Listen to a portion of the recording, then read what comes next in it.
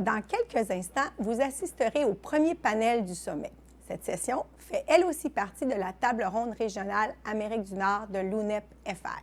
In a few minutes, you'll be attending the first panel of the summit, which, as the sessions you attended earlier, is part of UNEP-FI Regional Roundtable North America.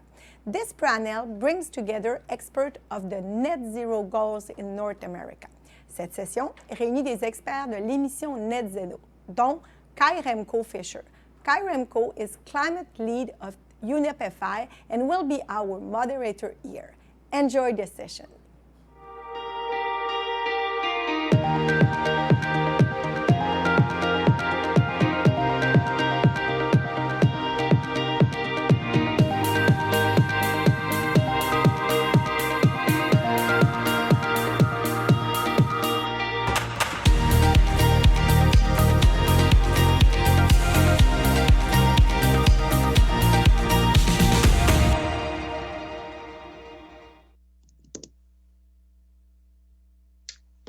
Hello, welcome. A pleasure to be with you.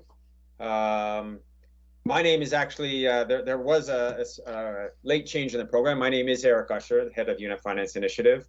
Pleasure to be back with you now in place of Remco Fisher to lead off with his first panel for the day on this critically important question of how do we transition financial portfolios to net zero. We have a great set of speakers who cut across the financial industry, dealing with different ways of how do we make that transition, and all part of alliances globally who are taking steps forward, showing leadership, trying to figure out what exactly does it mean to head towards this objective. We have three speakers. We have Roger Beauchemin. He's the President and Chief Executive Officer of Addenda Capital. We have Christine Bergeron, who's the President and CEO of Van City. And we have Rob Wesseling, who's the President and CEO of the Cooperators. I'm going to be your moderator. I'm going to give a little bit of an introduction, and then we're going to dive in. We're going to try to understand from the investor, from the asset owner and the asset manager, from the banking and the insurance perspective. What does it mean to talk about net zero portfolios? Just to lead things off, and then I'm going to hand it over to my speakers to start to share their perspective. We have seen significant uptake around this topic. Net zero really now is if we can say, it's a global rallying cry to tackle the climate crisis, and the climate crisis has been referred to by leading economists as the greatest market failure, with potentially catastrophic disruptive effects on nature, on society, and on the economy. Conservative estimates are that unabated climate change could lead to global costs equivalent to losing permanently in the range of 5 to 20% of global gross domestic product permanently. So I'm going to rely on these three leaders from across the Canadian financial sector to start to give their perspectives. But let me talk a little bit about what's at stake here. The perspectives are going to come from the finance industry, and these are very different, I would say, to some extent, heterogeneous organizations, but they have one thing in common. They are all putting forward commitments to align with their portfolios with the net zero greenhouse gas emissions across their portfolios, which means across their business models, across essentially the businesses of the companies that they finance, to align them with the decarbonization objective of the Paris Agreement. This means driving portfolios on their way to net zero emissions by 2050, and based on an alignment with the 1.5 degrees centigrade objective. I think what's noteworthy about these three organizations, they're all part of global financial alliances that are working with these objectives. This includes the UN-convened Net Zero Asset Owner Alliance, which today counts almost 50 members with $7 trillion US in assets. The Cooperators is a member, and UNEP-FI and the PRI co-convene that platform. We also have the UN-convened Net Zero Banking Alliance, which has 55 members, about 30 trillion in banking assets, of which then Citi is a member, and UNIP-FI once again is the convener.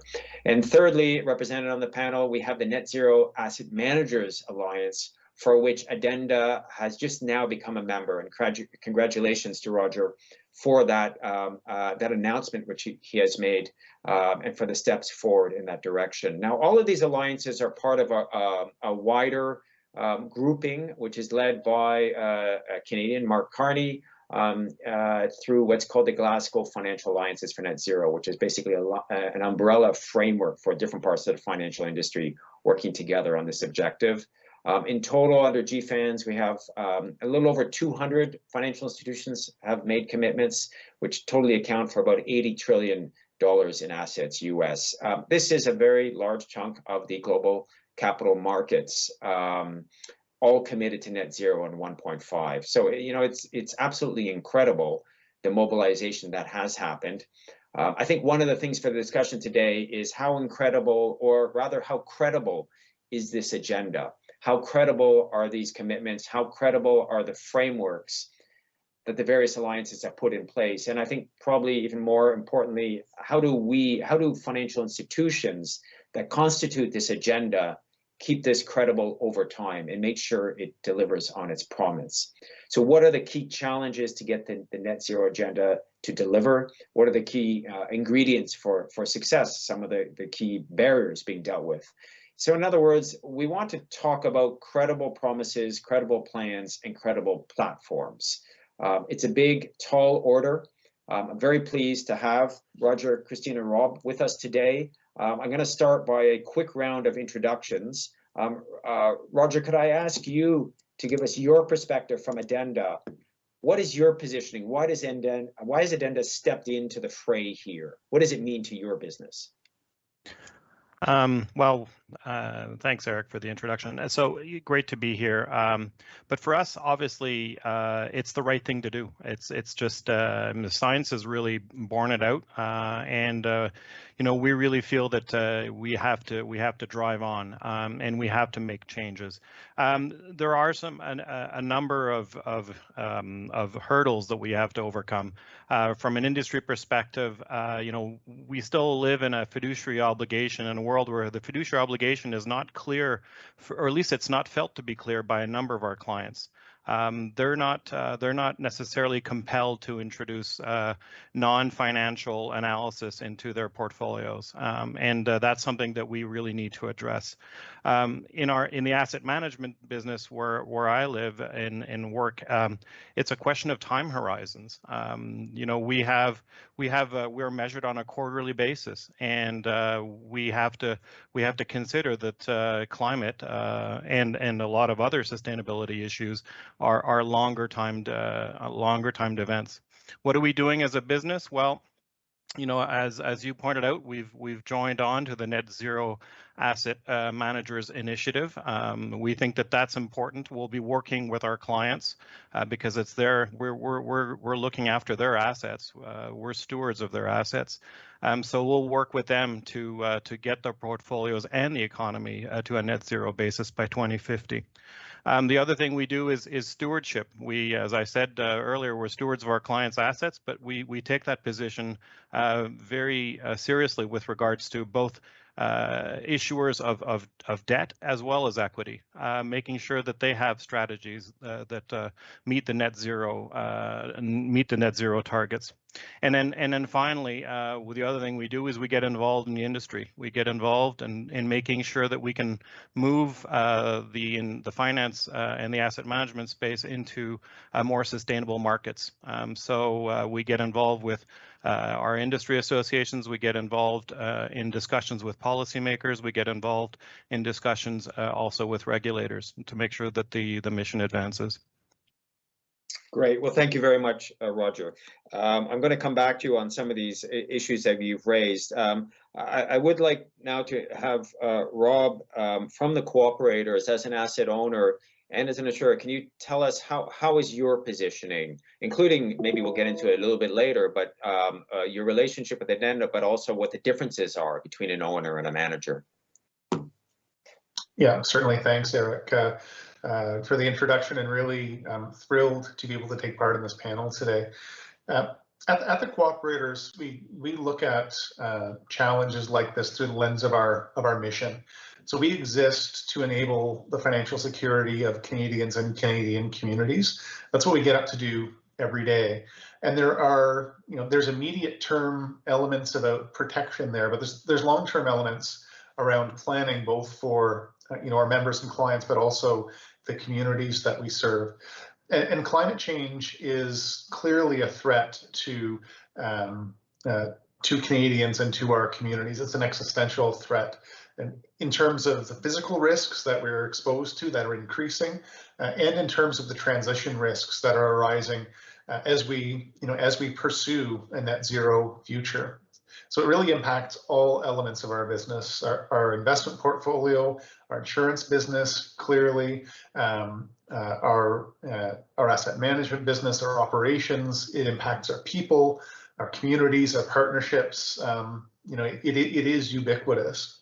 And it's also really critical to our stakeholders, our members, our staff, and our clients. These are all important issues. And so we're responding to it using several different levers. The first one that I'll mention is our investment portfolio.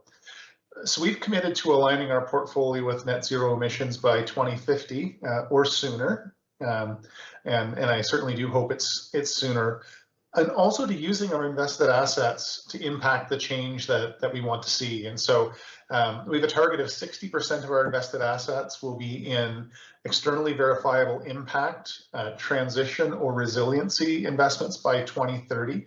And this builds on the impact portfolio that Addenda manages for us currently. So currently 20% of our invested assets, roughly $2.5 billion, are in externally verifiable impact. And what's really important about this portfolio is that it is at market rates of return, and it is at worst at market levels of risk. I would actually argue that we have lower than market levels of risk. That's perhaps a theme we can pick up on later on. But the really important element here is that we're not giving anything up by taking this approach. In fact, I think we're actually gaining in a number of important ways. So so that's the investment side of it, and we're a somewhat different client, Roger might say, than others, in that this is critically important to us, and so it's really been through Addenda that we've been able to operationalize this investment strategy. Within our own operations, we're trying to model behavior, and so we've committed to being net zero in our operations by 2040, and we've set interim targets along the way. And then beyond that, we're very focused, as many cooperatives are, on advocacy, partnership, community investments, etc. That maybe if we wrap all of that up, no one organization can make this transition happen. It's really going to need to be a whole of society approach, and we're committed to doing our part, but also to trying to play the role of catalyst to make it easier for others to do the same. Great, thank you very much, Rob. I am going to come back on some of that, but let me come to a different business. That of banking. Christine, you were faced with different types of challenges, sometimes the same clients, but you engage in different ways. So what does this mean, the net zero objective for Vancity? Yeah, thanks, Eric. Good morning. Bonjour à tous. First, just to start, I just want to acknowledge I'm joining today from the traditional and unceded Coast Salish territory that's represented by the Squamish, Musqueam, and Tsleil-Waututh nations here in Vancouver. Beautiful Vancouver, I should say. So yes, Vancity, we have a 75-year history, and that history really has been with People and Planet at the center of what we do. So also a cooperative, we do have a different way of thinking, and we've had many environmental firsts along the way. But as we've been doing more and more work, and of course the science has become more clear over the previous years, we knew then this challenge of net zero for what we finance, right, our financed emissions, is absolutely a much larger challenge than our own footprint. So as a bank, a financial institution, our operations are really not the issue, right? I mean, we do need to continue to get that to net zero, but our financed emissions, our data, which is not the best, and I'll get to that after, it's like 36 times our operational, footprint overall. And so other FIs are actually typically 150 or even more compared to their actual operations. So, I think the first challenge as part of this is that the banking industry has not been properly valuing climate risks. So that's been mentioned. We know that. And so the net zero path, it does require changing and quickly. So I think everyone on this call would know those elements. So I won't get into that. But even with all the pressure that's starting to come from regulators, like even if you want to do it, it's very hard to do. I think for us as well, tackling financed emissions means you actually need to get your customers, right? Or in our case, our members, to reduce their emissions. So it's really changing behavior. It's not just what we do or don't do. And so certainly you can avoid financing certain sectors, and we don't finance the fossil fuel industry.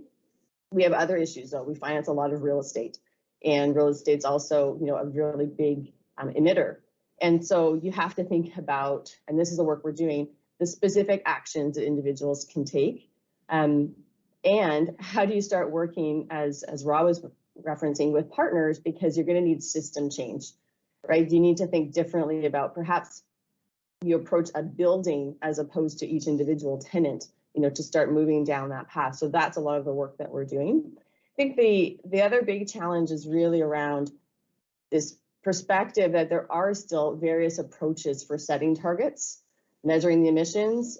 Some banks and companies have developed their own, and it is really critical that we get to a point that we can be guided by credible frameworks and standards. So as you said at the beginning, Eric, like how do we make sure this is credible? And some of that is ensuring that we can compare, contrast apples to apples, or at least be really clear that we're not, speaking about the same thing, so that that greenwashing that could be out there gets removed, right? We have to make it clear for those who are the purchasers of any of the products, or that those we are financing understand that. And then the last challenge maybe I'll highlight, and this is all part of how we're addressing it, is again, low data quality. And so, the data currently available for setting targets and measuring progress, at least our experience and the work that we do, is at the low end of the quality scale. And so although that's a challenge, I do want to be explicit that they can't be an excuse not to act, right? And so we would really encourage other institutions to disclose their financed emissions. We've been doing that. We do that through the Partnership for Carbon Accounting Financials. And, it's one methodology, but it at least gives that baseline to now think about how do we move within these subsectors. So we put our climate commitments out this past January, and they are about net zero. It's beyond that. It's about socially responsible investments only. It is about our products and services, and really ensuring we're not leaving behind some segment of society as we're building through this, and then ensuring we're being transparent and accountable and walking the talk, right? So our operations do still matter. So for us, absolutely partnerships and collaboration. We can't do it on our own. And even if we could, we're not that large. Like, we won't see the systemic change that we need, even if we could do it on our own. So we need to be able to be thinking differently and building more partnerships with others. Great, thanks very much, Christina. I'm actually going to follow up with you into the discussion, because you raise a very critical issue. When we talk about credible, one of the definitions is near to midterm targets, milestones. So 2050 is several decades off. We can't wait till then. We got to get started. We need to set targets 2025, 2030. And then there's the challenge that the data and the methodologies are not all there. So I guess the question, and Christine and I would like to come to Roger and Rob about this as well. How do you navigate the expectations to set these near-term targets with the reality that you don't necessarily have the data? You know that it's in development. Do you need to wait for it to be fully developed? And particularly, Christine, in the retail and SME markets, which are rather less developed on the banking side, how do you make sense of that? Or how do you act within that situation? Mm-hmm. Yeah, so yes, so we have set 2040 for our net zero target. for the portfolio. So to your point, that is largely retail and SME for us as a credit union.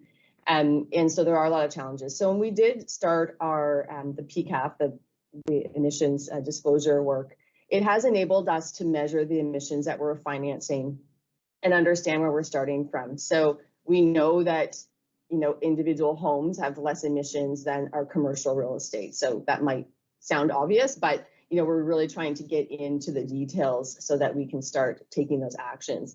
And as I said, for us, it's about 36 times overall our actual operational emissions.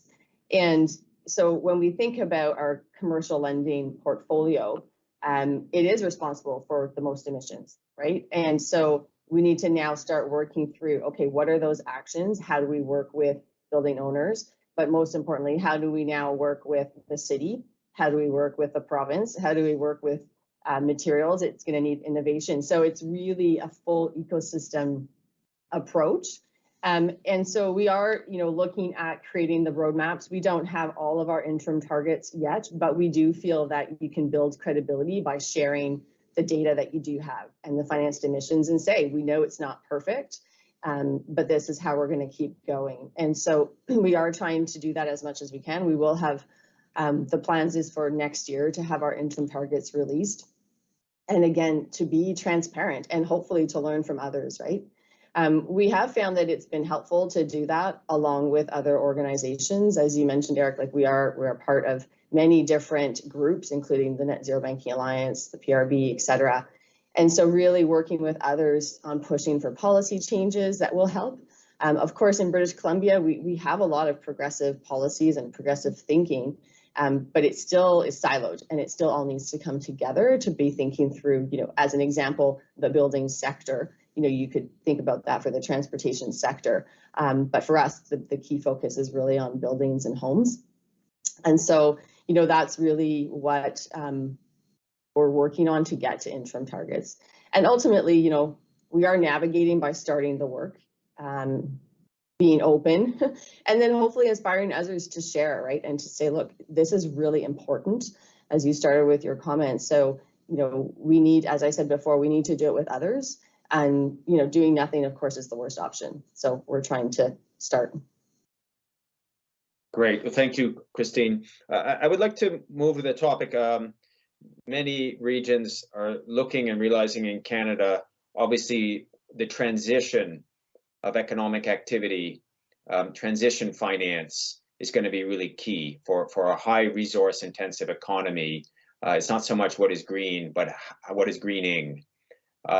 Could I ask Roger and after Rob, what is the view of Addenda and cooperators on, do you have the tools needed to work with industry on the notion of the transition, or is that still very much a work in progress and it's difficult to allocate capital based on that notion? Well, it's really the question of our time, isn't it? The transition is the critical job. The difficulty we have is that we're absent price mechanisms. So one of the most important things that, you know, you thought about market failure. One of the big things about market failure here is that there is no price on pollution. So so effectively, as an asset manager, then you're making allocation decisions based on what you suppose will be a price mechanism that is going to come in, or it needs to come in at some point. We do have guided rule over that, but it is still something that that poses a challenge. The other difficulty is that you know, we are working in a situation for Canada, which, you know, we have to look after the three largest sectors that we need to get to net zero that have the most impact are energy, transportation, and buildings. Christine's dealt with buildings. I think that's a big challenge, but that's sort of been described. So what we need to do is we need to work with the reality that the energy sector is a big part of our economy, and it is just that. It is it's not as if oil is going to go away tomorrow. There's still significant demand to keep on for the timing of this. there is still significant demand for energy, so we need to balance that. We need to work with communities. We need to work with companies that are in that sector, because we need to. Obviously, that's the sector we need to decarbonize, and it is a very important issue for Canada. Because of the imprint of that sector on our economy, unlike, well, it's actually North American. The other issue, so I think I'll just leave it at that. Great, thanks, Roger. And Rob, from your perspective, is it the same, or is there a different view in terms of how you engage on the transition? Do you have the tools, the definitions, the data that's needed? Yeah, so the answer is no. We don't have the taxonomy yet. We don't have all the right data yet. We don't have all the modeling that's needed yet, but we will. And I hearken back to at the beginning of the last decade. We were talking about net zero. We were talking about carbon neutrality. So a different measure.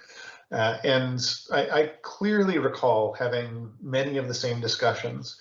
And the truth of the matter is that many organizations set goals based on, including us, based on data that wasn't completely credible yet.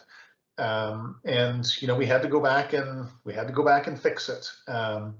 But we're far better off just acknowledging the fact that there's gaps, but pushing ahead than we will be if we wait for everything to be perfect, because it won't be, and it will be too late. The truth of the matter is that we are going to have a transition to net zero. We just have to. At some point, the pain associated with climate change is going to be so severe that there is no other viable outcome than that. So the real choice for us is, do we want to have an orderly transition, or do we want to risk a disorderly transition? And for an orderly transition, we need to move now. We need to set interim targets. We need to achieve them. We need to understand that there'll be inaccuracies. It's not going to be, it's not going to be perfect. But at least we'll have the opportunity to drive forward.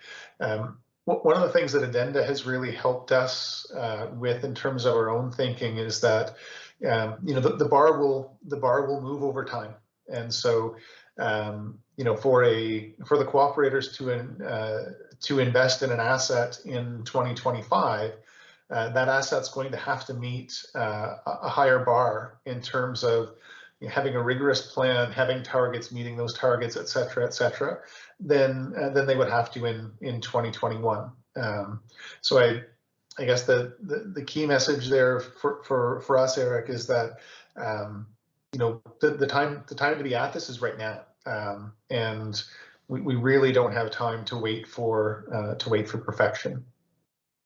Great. Okay, thank you, Rob. I'm going to move to the next question, and I'm looking for anyone who would like to answer it, which is the role of regulators. Now, North America as a whole, it's often these days getting blamed to be considered somewhat lagging other parts of the developed world, at least in terms of linking, including to Paris commitments. And in Europe, for example, we see policies and frameworks being deployed to measure and guide the transition. Now, in Canada, you have the final recommendations of the expert panel on sustainable finance. You've also had a recent election. Could I ask, from all of your perspectives, are there things you could say in terms of what are you expecting from regulators in terms of next steps to help address some of these challenges you've referred to? Rob, do you want to take that? Sure, I'd be happy to start. I'll start by identifying some real positives, I believe. The carbon pricing discussion that debate is done in Canada now. Every major political party supports the pricing of carbon. Every major political party has signed on to the carbon-free, the neutral carbon future that we need. And so we can focus on other things now, which is really positive. I think where the regulators can really help, they can help with the transition taxonomy that both Christine and I have identified is missing currently. That will be very helpful. As the expert panel recommended, that taxonomy should be focused on the Canadian realities as Roger has identified.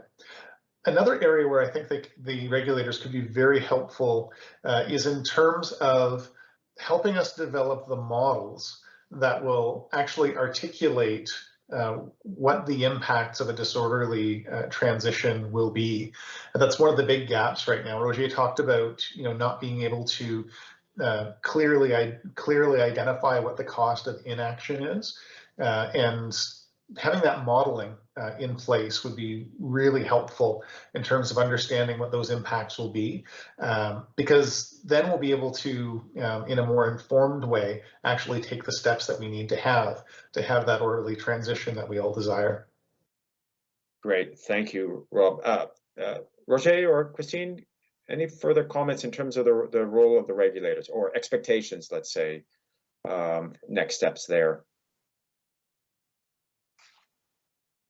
Well, I'd add that certainly moving on to a TCFD framework focuses the mind of everyone to get at it, and gets issuers as well as every company to start thinking about their climate strategy, and as soon as that gets developed at the board level, then it really gets passed on to the management team. So I think that's something that has also been a success.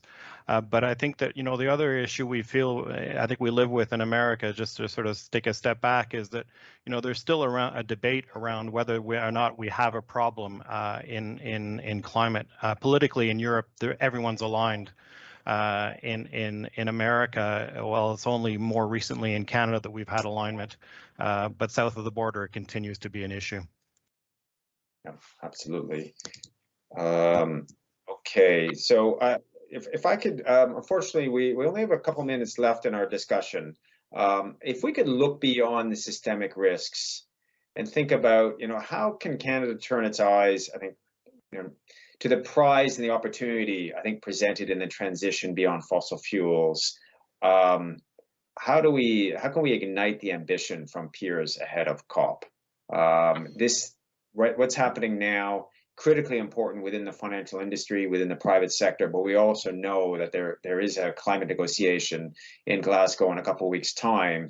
The willingness of governments to raise their ambition is intimately linked, we can say, to the actions of the private sector. One is critical to raise ambition in the other. So I guess the question is, Canada has a specific situation, being very resource intensive, has big challenges, it's all in the transition.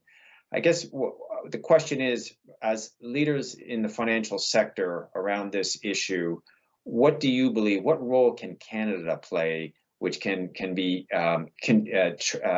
used elsewhere? What can we learn here that is relevant to the rest of the global north, the global south, in terms of how we make this transition together? Is there anyone, I would like to go around the three of you to get, in terms of closing comments, where you see the positioning of the Canadian financial sector on this topic. Rob, can I start with you? Yeah, thanks, Eric. I think one of the real advantages that Canada has is one of its biggest disadvantages, and that is that we do have a highly extractive economy currently, and so we've got a longer distance to go to get to net zero on a national level. But it also creates the impetus for more significant change here.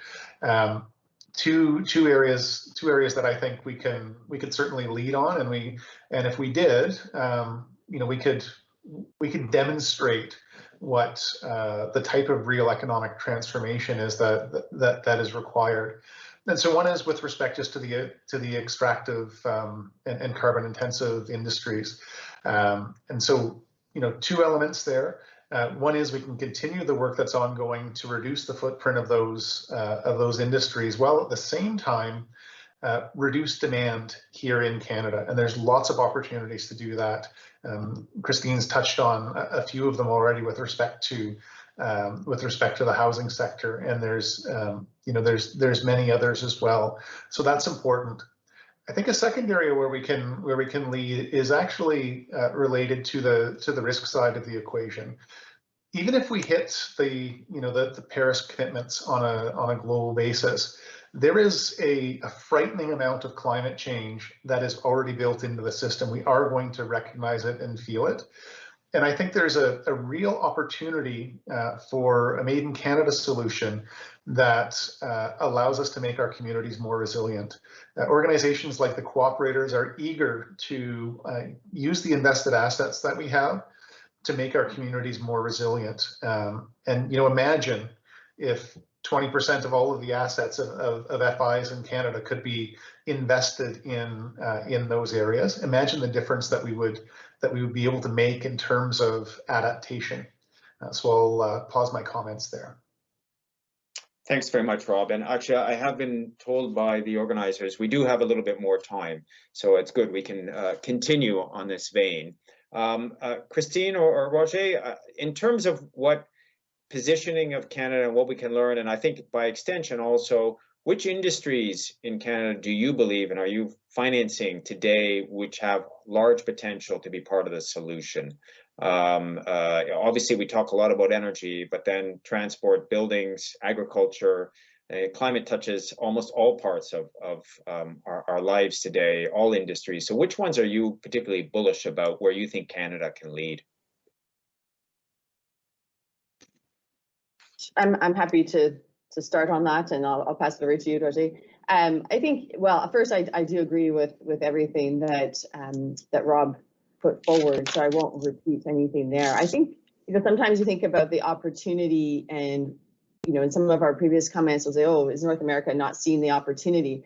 I don't think that's the issue, right? I'd be very surprised by that. The data and the research is compelling. So it's much more than about thinking through these trade-offs, perceived or otherwise, right? And so I do think there's a huge opportunity, as Rob was alluding to, if you think about this transition on really specifically on retraining and skills retraining. More and more research is coming out talking about how many skilled people are going to be required to actually build buildings differently and think about these retrofits. And so how do you, take from one and really lean into an area that needs to be, pushed on, right, in terms of innovation within, whether it's construction or retrofits and all of that. And so I think thinking a bit differently again, instead of, we're going to lose workers in one area and, we're going to need something elsewhere, like we've got to make those connections, right? So I think that's really, really key. And I think we do,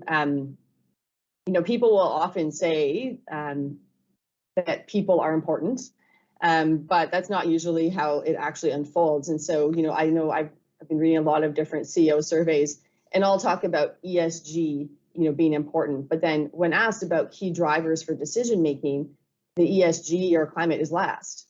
And so until that mindset shifts, we're going to continue to have these issues. And I think the long-term opportunity for us is really how to change some of that decision making. And I'm not for a moment saying that that's easy, but it is going to be important as we rethink. So definitely on retraining and reskilling with respect to buildings and transportation for sure. We've got huge, resources here that have been advanced. They've been leaders in fuel cells. We've been leaders in hydrogen. There's a lot of those pieces as we think about supply chains where I think we can do more on transportation as well. Great, thank you, Christine. Roger, what are the sectors you're very bullish on? Well, I mean, it's a question of getting the job done. So we have to abate the greenhouse gases that are emitted by all sectors, and the leading sectors are the ones that have the most opportunity. So one of the things we have to do, or it's one of two things, or both. Either we're going to have to sequester the gases that are being emitted, or we are going to have to find substitutes. So it's one of those things. So this energy sector, there's huge opportunity there. Obviously, it's going to be transformational risk, and that's a given, but there is significant opportunity. Secondly, on transportation, the same thing. Again, we're going to have to get from A to B differently, and so that creates a whole set of opportunities. And the building sector, well, we've touched on. So and go on all the way through. And it's every sector, each of us, every company has got to be looking at this issue. And in there is both obviously a transition risk, but there's a huge transition opportunity. And I think the advantage the Canadians have, I really believe this, is that we're able to have difficult conversations together. And I think we need to find that Canadian genius and apply it. This is not going to be a simple thing, but we can't shy away from having those conversations. And when we do, when we put our minds to it, we usually do some pretty extraordinary things. So I think that's my optimism and my reason for hope. Great, thanks, Roger. I want to raise an issue around the notion of within commercial financial markets. Usually you're competing to provide a better service, product, and offer within competitive financial markets. And yet here we're seeing a lot of cooperation, working together. Could I ask, what value is there, when there's a lot of uncertainty, whether it's around data or to the frameworks, what is the value of working across industry within Canada and globally? What does that offer to your approaches and your strategies? Does anyone want to speak to that, Rob? You want to start? Yeah, certainly. So first off, as cooperative organizations, this is what we do by nature. The very structure of our ownership and our governance is set up to do this. And what I would say is that we can't get this job done if we all stay in our lanes. It's not possible. Every industry is going to need insurance, financial services, banking to be sharing their insights. And all of those industries we're going to need the insights from energy, from housing, from transportation. We simply just can't get there if we stay in our own lanes, and we can't afford to fail. And so, I think it's actually quite easy for us to collectively decide the areas where we'll compete and the areas where we'll cooperate. This is an area where we need to cooperate if we're going to be successful. And Rob, on that, you are an investor. You're also an insurer. Is the dynamic very similar in those two lines of business, or are there some major differences? The key difference, I would say, is that it is clear the role as an investor that we can play to drive the outcomes that we seek for the transition, for impact, for resiliency. As an insurer, it's a little muddier, and so it's great to look good, but we actually want to do good. We actually want to move the ball down the field, make a difference. And so it's more challenging for us from an insurance perspective to identify exactly how we can be a catalyst, how we can create the influences that we want to create. And so that's just that is a challenge that we're going to need to solve. Okay, thank you. I think in a similar vein, Christine, you did mention that Vancity was one of the first signatories to the UN Principles for Responsible Banking within Canada. What, in terms of the cooperation across the banking sector on some of these global challenges, climate being the most visible, but there are many others as well, where is the value for Vancity in working with your peers versus just doing it? Yeah, I mean, for sure, for us, the value would perhaps be different even than for other institutions, right? Again, we're a certain size, others are larger, maybe have more resources. But really, it is about best practices. It is about, constantly challenging to just keep keep moving, right? As we've been talking on this panel, it's really easy to freeze it with this lack of data and with the uncertainty, and knowing that other people are struggling and yet continuing to make changes and to advance. I mean, first of all, it's always great when you're feeling, oh, okay, this is too hard, right? That you can kind of work together that way. I think the other piece overall for us is that overlay that we want to see on all the thinking. So as we've been talking about some of the other questions around regulators, it's like, so for us, financial institutions, you think with Vancity, but also for all the FIs in Canada, we're now thinking about open banking, and that is going to be happening. And so how do we now ensure that there's a climate lens on that? And at first people might think, but those are different. This is digital and this is, customer, but there has to be a climate lens on all of these decisions as we go forward, from the more obvious risk frameworks to perhaps the less obvious in payments and digital advances. So for us, the more we can be part of that, it's important. Ultimately, it is about people, and we just want to make sure that people aren't going to be left behind. And the best way to do that is just to cooperate. That's just our philosophy. Great. Well, thank you very much. From two significant Canadian cooperatives and a leading asset manager. Really appreciate the discussion. I think you said it, Christine, there. There's rationale to cooperate. We're really just talking about the tip of the iceberg. Let's get started. Thank you. Merci à tous et toutes et merci, M. Eric Usher, pour cette belle discussion. Cette session nous a permis d'élargir notre compréhension en abordant ces sujets d'un angle peu commun. Thank you all, and thank you, Mr. Eric Usher, for this insightful and informative session.